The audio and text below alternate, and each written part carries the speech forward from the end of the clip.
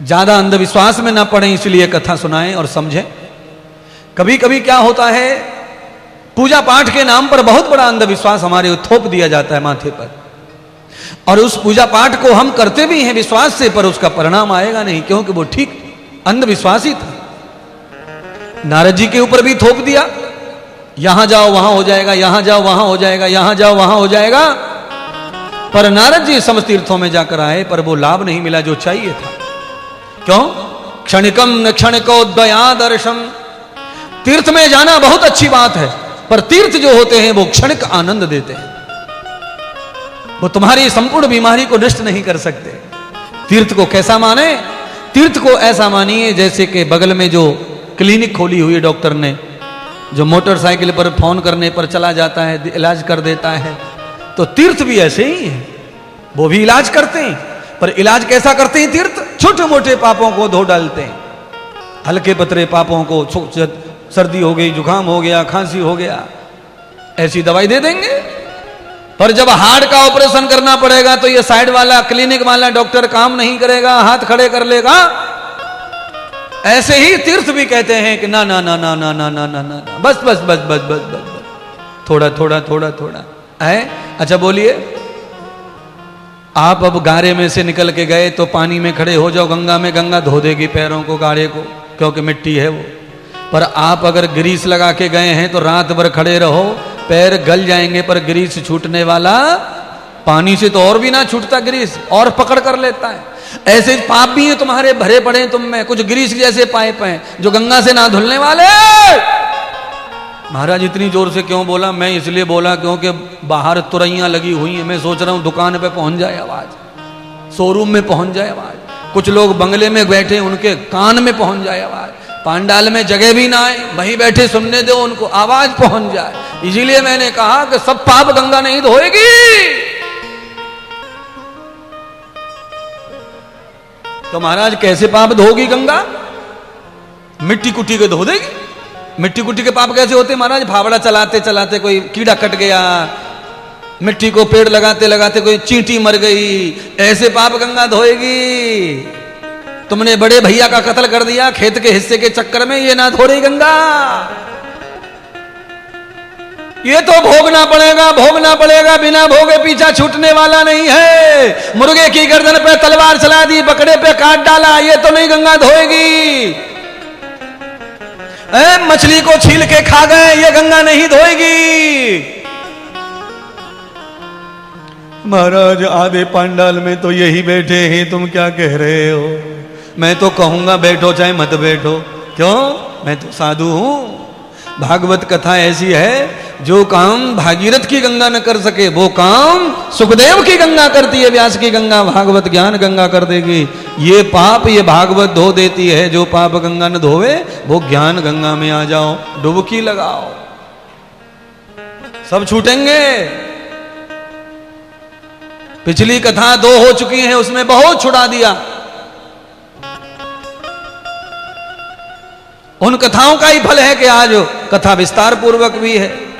जो तीसरे दिन लोग आते थे उन कथाओं में, आज पहले दिन उतने लोग कथा में आए, उसका ही पुण्य है, उसका ही प्रताप है, उसी का प्यार मिल रहा है व्यास को, यानी मुझको। लोगों को अच्छा लगा होगा, लगातार टीवी पर मोबाइल पर आप सुने हैं, जुड़े हैं, जरूर इसीलिए आप पहुंचे हैं कि वहां जाना व्यर्थ नहीं होगा।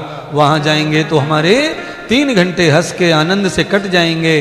घर में आके तो मौन बैठना ही है, चुपचाप मुंह फोड़ के है। घर में जाते से ही मरना है। हंसी नहीं आती घर में किसी को, ये ध्यान रख लेना। हंसी गायब हो गई है, खिड़की जंगले सब बंद रहते हैं घर के, हंसी आती न जाती, गायब हो गई है, चेहरे पे हंसी नहीं है महाराज। शाम को थैला भर के नोटों का आ गया घर में, पर हंसी आती बोलो। सेठ जी कह रहे हैं आज तो 10 लाख रुपए का व्यापार हुआ है, पर हंसी फिर भी नहीं आ रही है। हंसी कहां चली गई? पाप खा गए हंसी को, पाप। नारद जी सर्वत्र भ्रमण कर रहे हैं और घूमते घूमते श्री नारद जी एक बेहद अरण्य में, जंगल में जाकर स्थान लेकर बैठे हैं और मुंह पर पूरी मुरझापन है। नारद जी परेशान है, ये ध्यान रखिए। घर में बुजुर्गों के दुख को देख करके, जिस घर में बच्चे बहू परेशान रहते हों, दुखी रहते हों, उनके स्वास्थ्य को लेकर अच्छे बालक हैं वो, अच्छी बहू, अच्छे पुत्र हैं, पर दो प्रकार का दुख होता है। एक दुख यह है कि ये बीमार ससुर, बीमार सास घर में पड़ी है, ये कब मरेगी, इस बात से भी लोग टेंशन में रहते हैं। और एक दुख यह है कि भगवान इनको कब ठीक करेंगे, हमारी सेवा और ले लो पर इन्हें ठीक कर दो, हम इनको खुश देखना चाहते हैं। दो प्रकार का चेहरे पर मुरझापन होता है बहू बेटे के। एक तो ये परेशानी कि मेरे माता पिता सुखी समृद्ध हो जाएं, और एक ये मर जाए, पीछा छुट्टे। तो नारद नहीं है वो। नारद कैसे हैं? नारद ये है कि मेरी जान ले लो पर मेरे पिताजी को स्वस्थ कर दो, हे परमात्मा, हे पूजा, हे पाठ, हे महात्मा, हे संतो, हे तीर्थो। आज किसी महात्मा ने कहा, नारद जी ऐसा करो, आप सब जगह चले गए पर ये 4 धाम जाके आ गए आप, पर एक धाम रह गया जो परम धाम है, एक बार वहां भी जाइए। वो कौन सा धाम है? बोलिए श्री वृंदावन धाम की जय हो। चारों धामों से निराला ब्रज धाम की दर्शन कर ले जी, दर्शन कर ले, सुमिरन कर ले, दर्शन कर ले, सुमिरन कर ले। चारों धामों से निराला ब्रज धाम के दर्शन कर लो जी। चारों धामों से निराला ब्रज धाम के दर्शन कर लो जी। चारों धामों से निराला ब्रज धाम के दर्शन कर लो जी। दर्शन करी सुमिरन करी लो, दर्शन करे लो, सुमिरन करी लो, दर्शन करी लो। चारों धामों से निराला ब्रज धाम के दर्शन कर लो। चारों धामों से निराला ब्रज धाम के दर्शन करे लो। चारों धामों से निराला ब्रज धाम के दर्शन कर लो। धामों से निराला ब्रज धाम के दर्शन करे लो।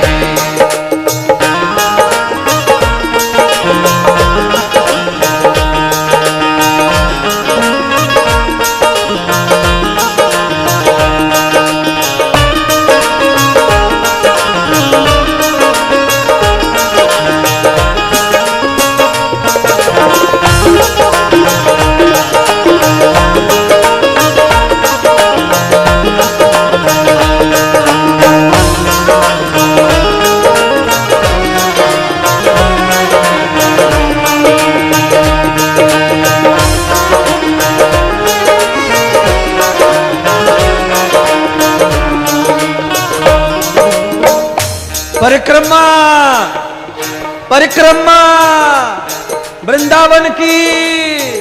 क्या क्या महसूस, क्या क्या मशहूर है वृंदावन का। 4 धाम से निराला ब्रज धाम। दर्शन करी ले, सुमिरन करी ले, दर्शन करे ले, सुमिरन करी ले, दर्शन कर लो जी। चारों धामों से निराला ब्रज धाम के दर्शन कर लो जी।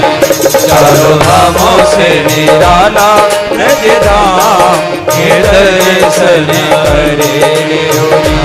चारों धामों से निराला ब्रज धाम के दर्शन कर लो जी। चारों धामों से निराला ब्रज धाम के दर्शन करे लो जी। बोलिए श्री ब्रज धाम की जय हो। नारद जी उस पावनी भक्ति को पाने के लिए संतों के कहने से वृंदावन पहुंचे। वृंदावन में नारद जी ने देखा कि यहां तो बहुत उल्टा हाल है। उस समय भक्ति का जो नाम था, स्वयं मुक्ति वृंदावन में आकर के झाड़ू का काम कर रही थी। ऐसा धाम है वृंदावन जहां मुक्ति झाड़ू लगाती हैं रोजाना, जहां पर भक्ति के घर पानी भरती हैं मुक्ति। जिस मोक्ष को हम पाना चाहते हैं वो मोक्ष वृंदावन में रोज साफ सफाई करने का काम कर रहा है, सेवा का। ऐसा भाव वृंदावन का। पर नारद जी वृंदावन पहुंचे तो देखा भक्ति माता के दोनों पुत्र बीमार पड़ गए। ज्ञान और वैराग्य नाम है दोनों का। ज्ञान और वैराग्य बीमार पड़ जाने पर भक्ति माता की प्रसन्नता समाप्त हो गई। तो नारद जिस भाव से गए थे, नारद का भाव जो है झुटला गया, झूठा पड़ गया।